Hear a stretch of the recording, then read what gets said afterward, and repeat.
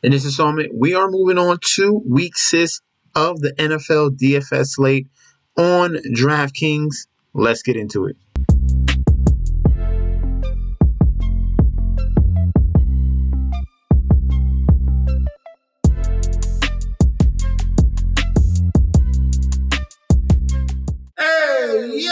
Welcome back to the channel. It's your boy Chef D, and I'm here to give you the winning ingredients for your Week 6 NFL DFS slate on DraftKings. But before I deep dive into this very, very important slate, guys, don't forget to like, comment, and subscribe to the channel. Make sure you follow me on Instagram and Twitter at MetsNetShetsD. Don't forget about that TikTok at Chef_D91. And don't forget about the Patreon. But guys, before I deep dive onto that, we are on the homepage right now. We are currently at 1.44 thousand subscribers. Love what we're seeing from the community right now as the numbers keep jumping. All right, let's continue to provide that kind of support. If you're currently viewing this channel and not currently a subscriber, you might as well hit that subscribe button right now. And for the Patreon, we had I want to say successful Thursday. I really do. But it wasn't 100% successful because we got duped by 0.5, okay? By half a point. So what I gave out was, I gave out the plus 10.5 on the Broncos, all right? And then right under it, I found this gem on FanDuel. It says, if you want plus money, you can also play Chiefs minus 1 through 10. They even have minus 1 through 13 on FanDuel. So if you were reading that, hey, you might as well take the value. This is where you get the most value out of that game. I knew this game was going to be somewhere around this number, very close. And as you can see, the game was an 11-point game. All right. And what the juice here was Kansas City to win by 1 through 13 points. I thought they were giving me an extra 3 points. I might as well go take that advantage, and that's what came through. All right, it could have had both of those bets could have hit. It could have been the Chiefs covering. I mean the Broncos covering and the Chiefs winning by 1 through 13 points. So once I found this, I thought this was a perfect gem, and we were able to take advantage of that one. I was hoping that we didn't get screwed by half a point, but that's okay. We're going to be bouncing back this weekend. So get into that Patreon. That link is down below. To kick things off, we're going to start off at that quarterback position. Let's look at the top as we usually do. Right now, the top two most expensive guys, we have Jalen Hurts at 8,200 and Tua Tagovailoa at 7,600. We have Hurts going up against this Jets defense on the road, so we can see a tough environment for Jalen Hurts to get to get on and have a very, very big game, especially at that price tag. It's not the ideal spot that we're looking for Jalen Hurts, all right? That's why I'm going to bump him down a little bit. He's not going to be my favorite quarterback this week. We've already seen is Josh Allen struggled against the Jets defense. Patrick Mahomes struggled against the Jets defense. So we're going to stay away from that just a little bit here. Tua Tagovailoa is in a situation here. It's Miami against Carolina. Carolina, it's usually that run defense. And if Miami gets up big, they are not shy of going to those backups and playing those guys and having Tua Tagovailoa have a mediocre day, all right? Similar to what happened last week. We had Tua Tagovailoa sit pretty early against the Giants. It was a blowout, 31-16. He only had 21 fantasy points. We're paying up top dollar. We're talking about over $7,000 in salary. We need guys that's going to hit 25 plus, all right, with no problem. So we need a competitive game here from Carolina. And it's going to be a tough environment when you're talking about Carolina coming over to Miami here and playing against these red hot Dolphins. All right. So that's not going to be my favorite quarterback option. My favorite quarterback option is going to be Justin Fields. This man is red hot right now. Against these last past two opponents, against Denver, 32 fantasy points. Against Washington, 32 fantasy points. The arm, we're seeing the talent there. He's had pretty much 300 yards passing in both of those games. He's had 4 touchdowns in each of the last past 2 games. And hey, the rushing is still there. He had 57 yards against Washington and 25 against Denver. This is going to be Chicago cold, rainy game here. I'm not too shy away from that. Justin Fields is very comfortable playing at home in that type of environment. And this defense that he's going up against in the Minnesota Vikings is very, very poor. And it's going to leave gaping holes for Justin Fields to either throw that football or either run as well. And as you can see, Minnesota Vikings are 26 overall and 26 in the red zone, allowing 257 yards passing and 2 TDs per game. All right. And then you got that upside in Justin Fields where he's going to provide in that rushing environment and department. And that's the first quarterback that I do love this week in week 6. I got a couple guys here. The next guy we're going to be talking about, we're going to scroll down just a little bit. We have an in-division matchup here between Pasty, Trevor Lawrence. Let me stop. Trevor Lawrence here at 6,500 going up against the Indianapolis Colts here. We had a similar game environment in week 1. They already played. Now we're getting rematches and in-division matchups already. It's pretty early in the season to see that. But Trevor Lawrence in this game had 18 fantasy points. Hey, that doesn't jump off the board. But this was a game here where there was 52 real points. So in that type of environment, and we already seen this Indianapolis Colts defense, it has struggled all season long. Trevor Lawrence is getting things going. As you can see, he played very confidently against Atlanta, very confidently against Buffalo.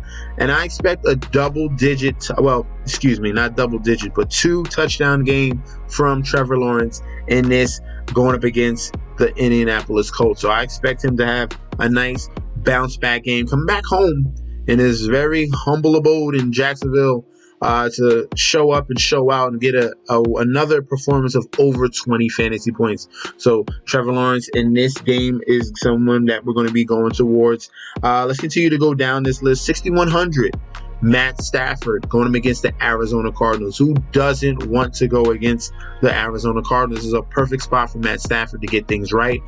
They have struggled pretty much the last game where they lost to the Philadelphia Eagles.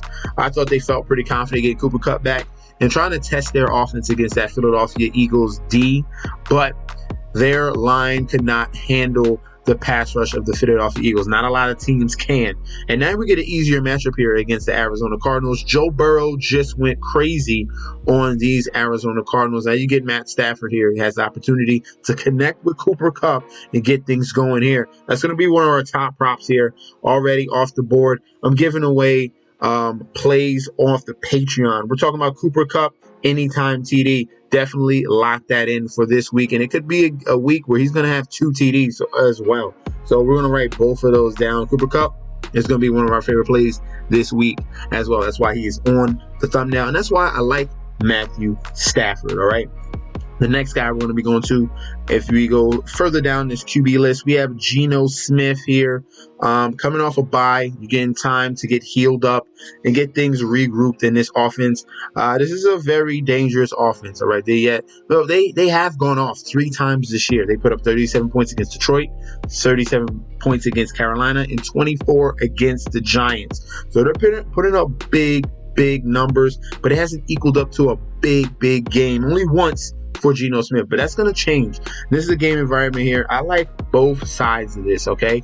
I like Seattle side and I like Cincinnati. I think, guys, this is a very sneaky stack here this week between Seattle and the Cincinnati Bengals. Love this game environment here between these two teams and these two the attributes that they have that are going to be on this field between DK Metcalf, Tyler Lockett, Jamar Chase, T. Higgins, Tyler Boyd. It's a lot of juiciness in this game, and I want both sides of the ball. So I like Geno Smith, and that means I like Joe Burrow as well. Hopefully that game against Arizona built up his confidence here. He finally had over 300 yards passing, had 3 TDs, and had a game of over 25 fantasy points. And now against Seattle struggled defensively, even though it's weird. They have a very good record, but some of their stats are going against opposing quarterbacks are a little bit skewed. If you see over here, fantasy points allowed to QBs, 31st overall, 31st in the red zone. They're allowing over 400 yards passing and 2.7 TDs.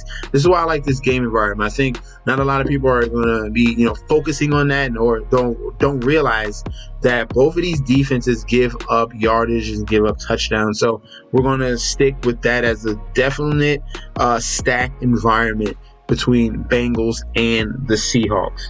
All right. Now, for the punt quarterbacks before I move on to the running backs, we're going to look at two guys, and both of these guys are right next to each other.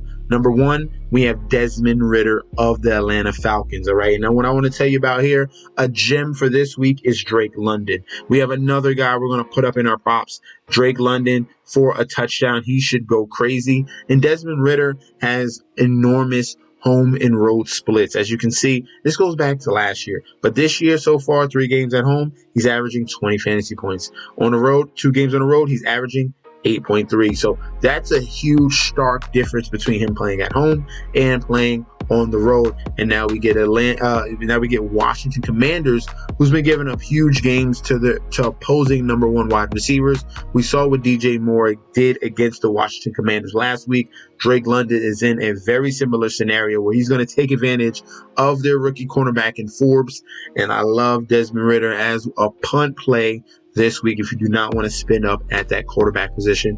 Ridder, London, or just London as a number 1 wide receiver option is great to look for this week. And then last but not least, our final punt play quarterback will be Gardner Minshew here, coming in with Anthony Richardson on the IR. This man is very serviceable to putting up fantasy points, or at least making this offense move very well. We're going to have a thrust-in performance of Jonathan Taylor with more touches, and then Gardner Minshew is going to come in and actually pass that ball around to Josh Downs, to Michael Pittman. It's going to be a very fun environment here between the Colts and the Jacksonville Jaguars. I like the sneaky upside in this game of being very high scoring. Definitely in the 20s, mid-20s. Hopefully we can get to those 30s. But Gardner Minshew is going to be definitely viable. He can swing it and has opportunity to have a finish with 20 plus fantasy points at this very, very cheap salary. Let's move on to the running backs. On to the running back position here. And the first guy we're going to be talking about, we're going to the Miami Dolphins here. We see right there, Devin Achane is out, okay? No Devin Achane for this Miami Dolphins offense here. So that means Raheem Mostert is going to be that lead back. All right, we'll see who's going to become that number 2. Salvin Ahmed is supposed to be playing in this game, and they do have Chris Booker. Let me double check him just really quick before I continue. Yeah, Mostert, Devin Achane, and that next running back is Brooks. All right, that's going to be the third option at running back. All right, we'll see. If Salvin Ahmed is out, then you can look as a sneaky punt play at Chris Brooks. But the lead running back here for the Miami Dolphins is going to be Raheem Mostert. And he's set up to go off yet again. All right, in week 2 and week 3, he had phenomenal days. But the last 2 weeks, it has been the Devin Achane. How you want to ever say his name? Achane? Yeah. Devin Achane show. Now, he's gone for right now. We know that his injury is going to be pretty severe.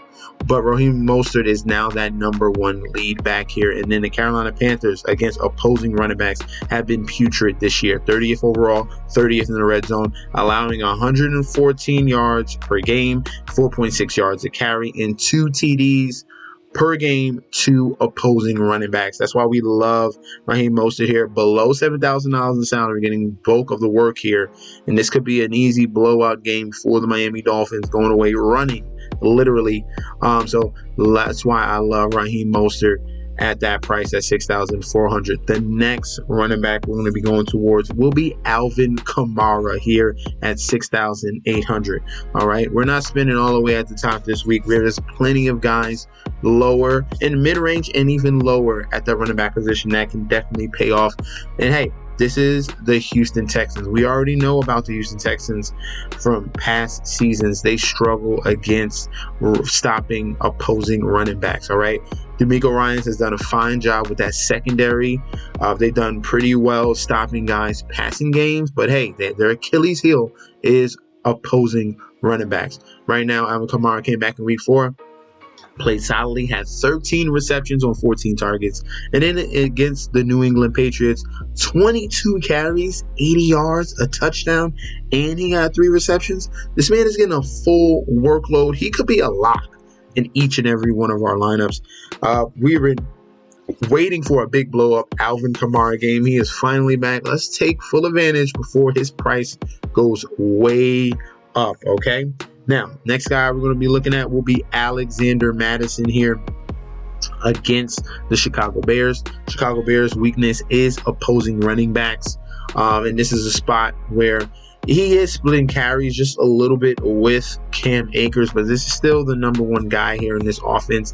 And with the loss of Justin Jefferson, the Minnesota Vikings, hey, it's not just chuck the ball everywhere. No, you have to establish the run. And that's going to set up things a little bit easier for their patented play action that Kirk Cousins loves to run. All right, so Madison's going to be very key in this game. If he can get going in this matchup against the Chicago Bears, that's going to be very key. All right, as you can see, Chicago Bears are 31st overall, 31st in the red zone, allowing 100 yards per game and 1.3 touchdowns a game to opposing running backs. So Madison is going to help. Is going to have to help this offense because they're losing their big guy and big X factor in Justin Jefferson. So Madison at 5,600 can be a consideration. Right, he's not one of our favorite plays, but definitely someone we do have to mention. All right, the next running back we're going to be looking at this week in week 6 will be Kyren Williams. All right, we've had some bad games from Kyren Williams. We've had pretty solid games from Kyren Williams as well. And this is a week where we're going to expect a very good game here because there's that Arizona Cardinals defense. And that's what you want to do. You want to pick apart poor defenses here, and Arizona is one of them. He had a tough matchup against Philadelphia. That's why he only sees 7 fantasy points, but he's still getting all the workload, all what he can handle. He's getting it, all right? You saw what he was able to do in a good matchup against the Colts, 30 fantasy points. He even had a good game in a bad matchup against San Francisco. So this guy can go off at any moment because of the amount of usage he's going to receive. So Kyren Williams at 6,500 is going to be a play for this week. All right. Next guy we're going to be looking at that running back position will be Jonathan Taylor. All right. You want to continue to play him because he's ramping up his workload. All right. You want to take advantage of him before he goes off because that game is going to be very, very soon. All right, he got a little bit of taste of it against Tennessee. Only he had 6 touches in that game. Now we're going probably back to a full workload for Jonathan Taylor, and we're going to hop on that before the price balloons to $7,000 to even $8,000 where he belongs, right next to Christian McCaffrey. So JT, we want to play him each and every week until he gets to the correct price. All right, next guy we're going to be looking at will be Breece Hall. We want to scroll down just a little bit down here. Yes, it is the Philadelphia Eagles defense that he's going to be going up against, but hey, Breece Hall, we already seen it. It just takes one. All right, it takes one breakaway run. He has it almost each and every week. Look at this game log. He has a long of 72 yards against Denver. He has a long of 43 against KC. He has a long of 83 against Buffalo. So it can come at a moment's notice, and Breece Hall can pay off that price. And plus, in the game where a lot of people are going to be against this team, this could be a very sneaky option. If the Jets want to keep this game close, it's going to have to be on the legs and the shoulders of Breece Hall. You don't want to put it in the hands, not yet. You don't want to put it in the hands of Zach Wilson, 100% just yet. That's why we like Breece Hall at that price. All right. And then last but not least, our punt play at running back is going to be because of injuries here. We have Dr. Foreman thrusted into the number 1 running back role here for the Chicago Bears. There's going to be no Herbert, no Roschon Johnson, and that means Dr. Foreman is going to be popped up from that injury list here, or just non-active but healthy list, and you get Dante Foreman as the number 1 running back right now. All right, and that's all they pretty much have. Travis Homer is still hurt, and the backup to this is a fullback blessing game, so it's going to be Dante Foreman getting a majority of touches. There's going to be a chalk play here, but definitely someone, if he gets you to 10 to 15, he's going to pay off his salary, and definitely someone you can plug and then move on to another position. All right, so let's go on to our wide receivers. The week 6 wide receivers, we are moving on to these gems we have right now. I already gave you 2 guys. I gave you Cooper Kupp at $9K, and I gave you someone a little bit cheaper already at Drake London to be looking at 4,800. We'll throw him in there right now. That is a cheap price. We want to lock him in at that flex. All right. Love Drake London this week. All right. Expect a huge game. Guys that are probably going to be going off for 2 TDs. Cooper Kupp 1, Drake London possibly going to be number 2. All right. So definitely save those 2 guys. Now, the wide receiver, the QBs are already listed. I have Justin Fields, so we're going to pair him with his number 1 wide receiver in DJ Moore. All right, expect a lot of ownership on DJ Moore after this game. He had 8 receptions, 10 targets, 230 yards, and 3 TDs. He gave you a little glimpse of what was going to happen against Denver. 8 for 131 in the TD, but he surpassed that and went 8 for 230 for 3 TDs. DJ Moore has been waiting to go crazy for years. He was stuck with the Carolina Panthers. Unfortunately, they didn't have a good enough quarterback to get it, or they didn't run a good enough scheme. It just didn't work out. All right, now DJ Moore with Justin Fields, who we've seen Justin Fields in Ohio State able to pass the football, and now he has a number 1 guy, and this is going to work out. All right, it's the 2nd year in a row. AJ Brown with Jalen Hurts, DJ Moore with Justin Fields. Stop fading it, guys. Stop fading it. They're giving you clues each and every year. Pay attention. All right, you get a number 1 wide receiver with a talented quarterback. It's going to work out. All right. Is going to work out. This is how people miss out on gems in drafts or best ball. You gotta see it. Open your third eye. Come on. Come on, guys. DJ Moore, love him this week. His second option for the Chicago Bears is going to be Darnell Mooney. All right. Obviously, he's had a lot of up and down games, but with all the attention to DJ Moore, it's going to be turned up a little bit more against this Minnesota Vikings defense here. Expect Darnell Mooney to do something, all right? You can get in an end zone. You're going to see some targets here and some catches from Darnell Mooney, I guarantee you, this week. He's probably going to go for double-digit fantasy points, so definitely remember him at his current salary of $3,700. And don't forget, the Chicago Bears, they already gave away Chase Claypool. So this is really just a 2-man show here. And then Cole Kmet is right there as well. All right. So the next wide receivers we're going to be going towards are going to be the Trevor Lawrence wide receivers. We're going to be going to that Indianapolis-Jacksonville game. Like both of these sides here, we have Calvin Ridley at 6,700 here. Had a pretty solid game against Buffalo, against tough coverage there. 7 for 8 for 122, no TD, but we saw 20 fantasy points. That's what he did in week 1. And now he's going up against the same team that he had a good game against. He had 8 of 11 for 101 in the TD against these Colts. And I expect him to have another repeat performance very similar to that one. This is the alpha of that wide receiver core. Do not forget. All right. Like Calvin Ridley this week. Christian Kirk is going to be that guy that's going to see a lot of targets as well, especially because Zay Jones is going to be out. So it's going to be the 2-man show here. That's why I'm so confident in Calvin Ridley this week, is because there's going to be no Zay Jones. So it's going to be Kirk and Calvin. Kirk and Calvin, both of these guys are going to be going back and forth. You're going to see consistency here, and that's what you're seeing. He's been pretty good all year despite week 1. Each and every week, Christian Kirk is putting up solid numbers, okay? And this Zay Jones injury is going to help things just a little bit, all right? At 5,400, he's a very nice little safe play to throw in your mid-range of wide receiver that's going to give you double-digit fantasy points. So Christian Kirk is going to be the guy you're going to be leaning towards there. On the other side of the football, for the Colts, we have Michael Pittman at 6,300 in the stack of this game, okay? If you're stacking this game, you got Trevor Lawrence, you got Calvin Ridley. You want to bring it back with somebody, you got 2 options. You got Michael Pittman here, who's been seeing solid targets each and every week. We've had great performances already in week 1 against this very same team. He had 23.7 fantasy points, 8 of 11 for 97 and a touchdown. Michael Pittman comes back in a very similar environment here with Gardner Minshew throwing him the football, who's going to pass the ball more than Anthony Richardson. So that's going to be a key factor here. And if the Colts are down, then you know they're going to be throwing the football as well. All right. Now, a second option that you can go towards in this Indianapolis Colts offense will be Josh Downs. This rookie has stepped up and he has emerged as their solidified slot wide receiver.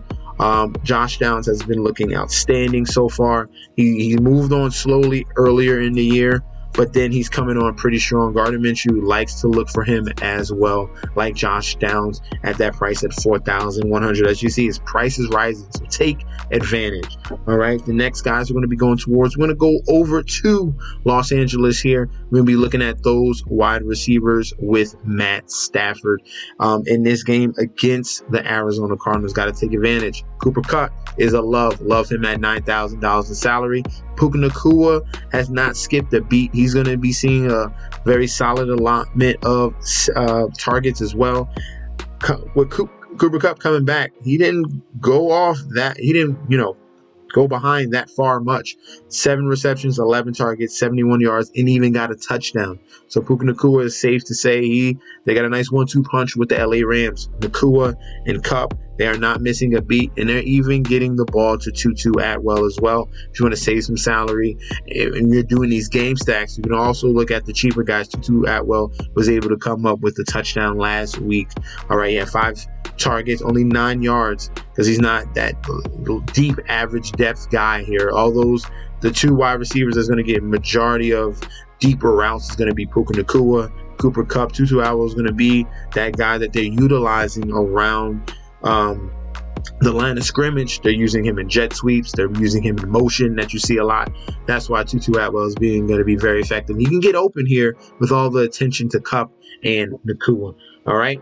Some other guys we're going to be looking at. We're going to go to that Cincinnati Bengals game and Seattle Seahawks. We want to look at those wide receivers there. We get DK Metcalf back and healthy. He's at $6,800. If you're going with a Geno Smith stack, DK Metcalf hasn't gone off yet, but he's been very consistent, giving you double-digit fantasy performance each and every week. I think he's going to have a very great year finally. Other than that, was his second year in the league where he had a good burst, but this year he hasn't fallen off. He hasn't had an under double-digit, no-show type of game. He's been there. He's either getting a touchdown or getting 6 for 70, 6 for 100. He's giving you solid allotment of points. I like DK Metcalf this week. Tyler Lockett is going to be the number 2 option in this offense. He's still one of the top, favorite targets for Geno Smith. And right now, I thought it's kind of switching because Lockett, the past 2 seasons, has been the number 1 wide receiver over DK Metcalf. Right now, it's coming a little bit even. We're seeing a little more usage here with Metcalf. It just happened to be Tyler Lockett had that big game where he had 2 touchdowns. That's where you see the discrepancy there, all right? We're waiting for the big game from JSN. He could come at a moment's notice. This is a rookie wide receiver who's still learning the ropes, and his burst onto the scene is going to come because this Seattle Seahawks offense is very, very dangerous. Geno Smith is very accurate, and he can support all 3 of these wide receivers, all right? On the Cincinnati Bengals side, Jamar Chase said, hey, he's open every single time. And what did Joe Burrow do? Joe Burrow fed Jamar Chase. 15 receptions, 19 targets, 192 yards, and 3 touchdowns. He went absolutely bananas. Now we're getting talented, long and lanky, athletic corners here with Seattle, which I don't understand with the stats. They're giving up all these yards, but they have a talented cornerback core that's going to be highly motivated in this game situation. So I still like Jamar Chase, obviously, because as long as he's going to keep getting open, he's going to keep getting fed. But this is going to be a tougher match for him this week, I believe so.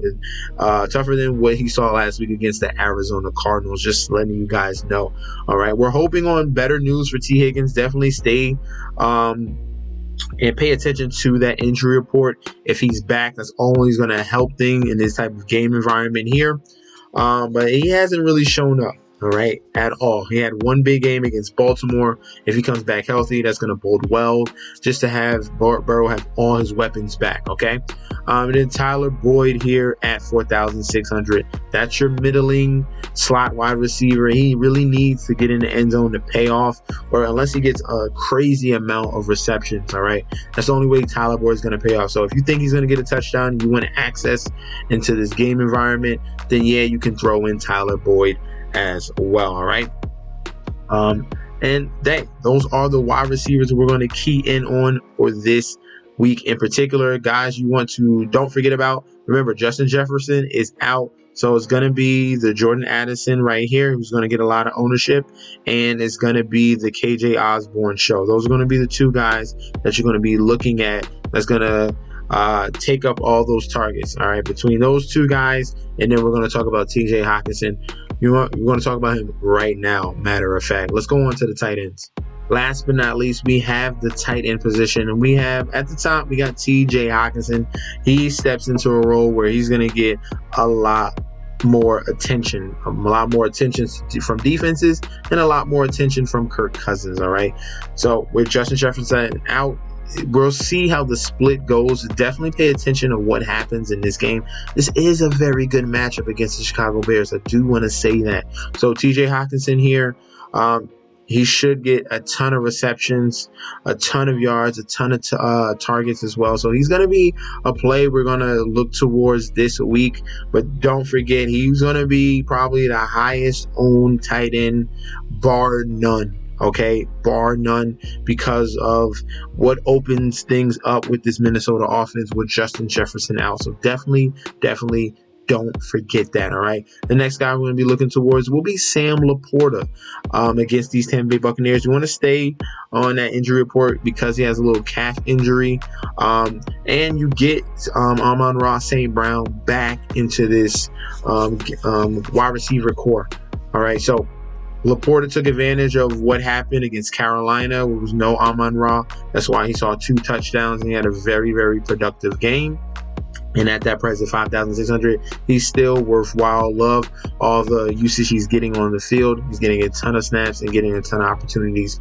He's been a breakout rookie tight end this year, Sam Laporta. We like him at his price at $5,600. Some of the other guys we can look towards will be Dallas Goedert, okay, going against the New York Jets. One of the weaknesses, clear-cut weaknesses, year in and year out against the Jets is fantasy points allowed to opposing tight ends. It's because that linebacker play is very, very poor. The safety play is very mediocre against opposing tight ends. It's just, I don't know, just the mismatches that continues to happen each and every year. If we go into fantasy points allowed to opposing tight ends, you can see the Jets are third worst. 30th in the league, 30th in the red zone, allowing 56 yards in a TD per game to opposing tight ends. We saw a breakout game from Dallas Goedert, 28.7 fantasy points. Their coach, Nick Sirianni, has already came out and said, we are going to get our guy the ball. He's a very key component in this offense, and you're going to see it yet again. They did it against the Rams. They're going to do it again against the Jets. I'm telling you right now. So if you want to see some salary at tight end, love $4,800 Dallas Goedert. Another option at tight end we can look towards will be Hunter Henry at $4,400 against the Las Vegas Raiders here. Now, New England Patriots are reeling right now, but the number one option on this offense is Hunter Henry. It's crazy to say. All these non-factor wide receivers that they have, Mac Jones' favorite target is Hunter Henry. We saw what he did earlier this season. We had back-to-back games of touchdowns. We had back-to-back games of over 15 fantasy points. We saw 5 targets against the Jets, 5 targets against Dallas, and then obviously there was a no-show in that New Orleans game. The whole team didn't show up. So we get a bounce-back performance with a very, very good matchup here against the Raiders, who struggle against opposing tight ends. If you want to look at their rankings against opposing tight ends, 26th overall, 26th in the red zone, giving up 6 catches, 50 yards, and 0.7 TDs per game. That's why we like Hunter Henry here at $4,400 in salary. All right.